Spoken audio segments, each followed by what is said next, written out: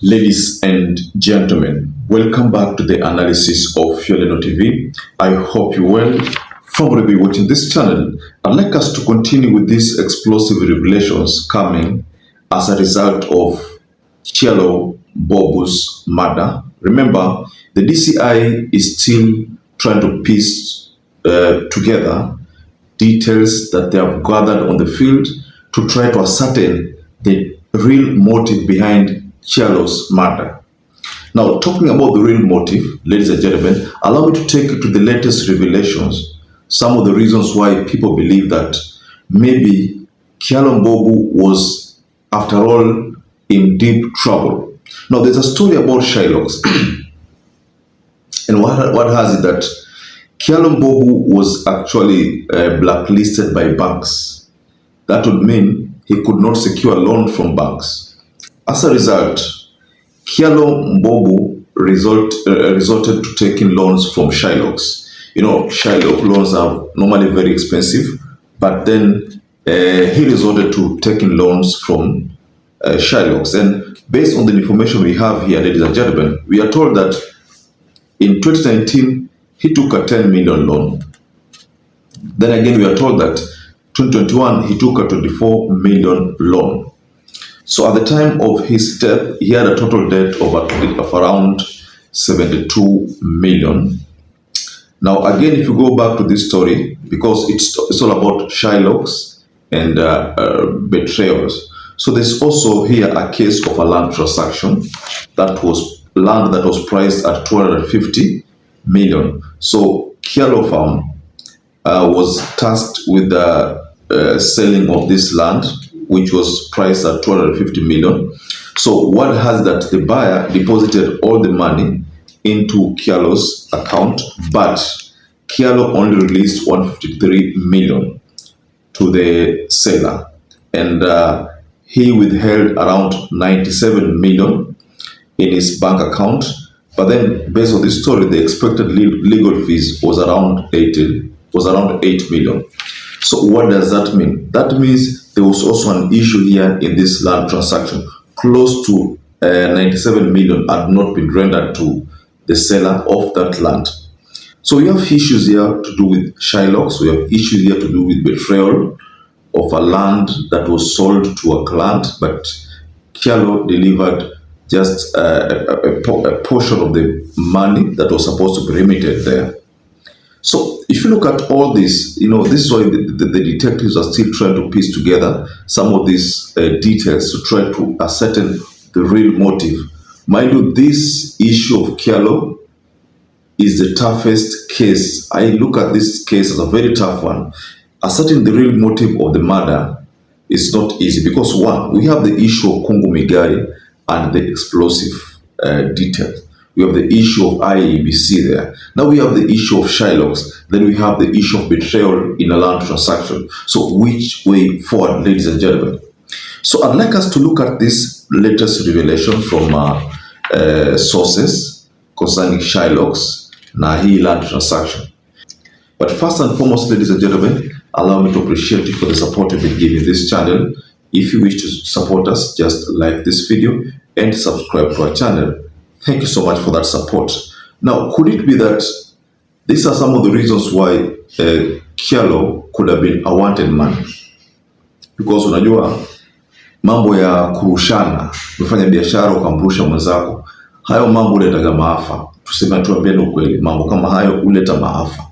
Tumefanya biashara na wewe, unafaa unipe pesa yangu, unipe pesa kidogo, zingine uzuie.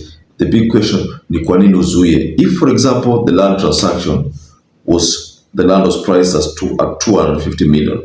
Then after KYALLO being paid the whole sum, he only released 153 million.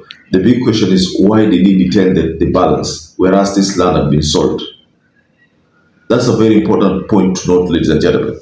But someone would argue that maybe he detained it so that if there would be any problem, ajue venye atafanya. But here comes a scenario where he has intentionally withheld 97 million. But the legal fees here was around 8 million. So out of the 97 million, KYALLO was supposed to deposit around 89 million to the seller of that land to make it a total of around 100 and you could say almost 200 million.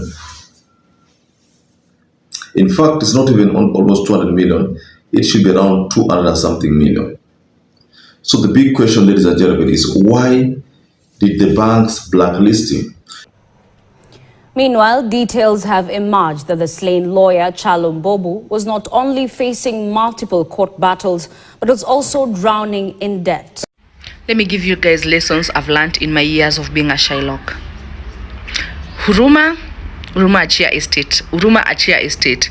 Good thing, mi nilizaliwa kasinanga huruma. So it's very rare to come and convince me, oh, you see my sister is dead. Oh, I'll just tell you sorry, but I want my money. I'm really sorry for your loss. I'm really sorry that you're in the hospital, but please just find a way and go to the M-Pesa and send me my money.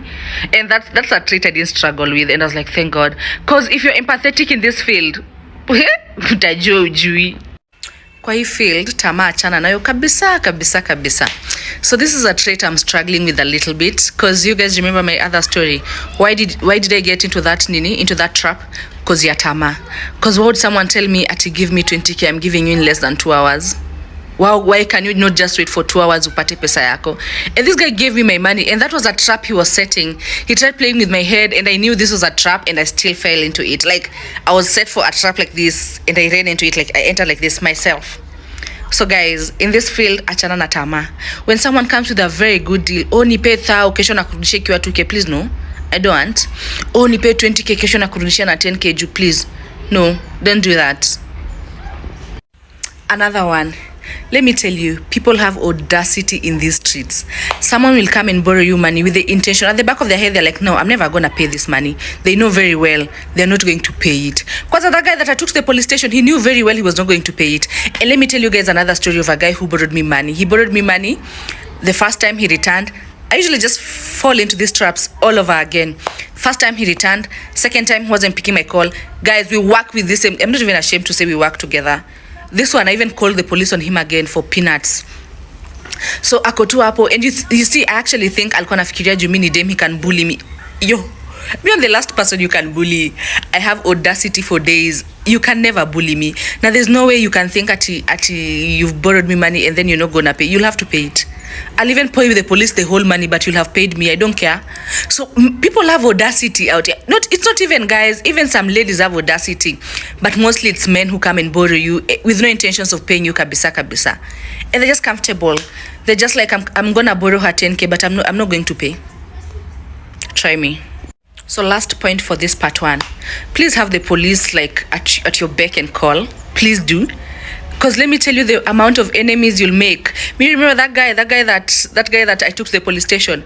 I thought that guy was trailing me for a whole minute. Because I was so worried. Every time I'd be just looking around like this. So please, just have the police at your beck and call. Have a police at speed dial. Mtu akikuletea hivi noma. Because sometimes, people tell you, what are you going to do about it? And honestly, kama una mtu, what are you going to do about it? Are you going to take them to small courts? And it's going to take you what? Then they'll tell you they'll pay you 1,000 bob a month. I'll just use the rogue ways to get you. So, please. That's right. KTN investigations reveal a trail of unpaid loans. Now, let's get back to the case of King Kungu Muigai.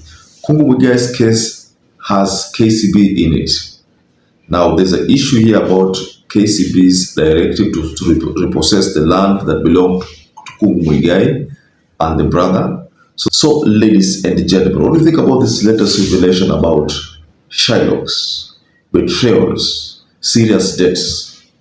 Those could be some of the reasons why KYALLO could have been a wanted man.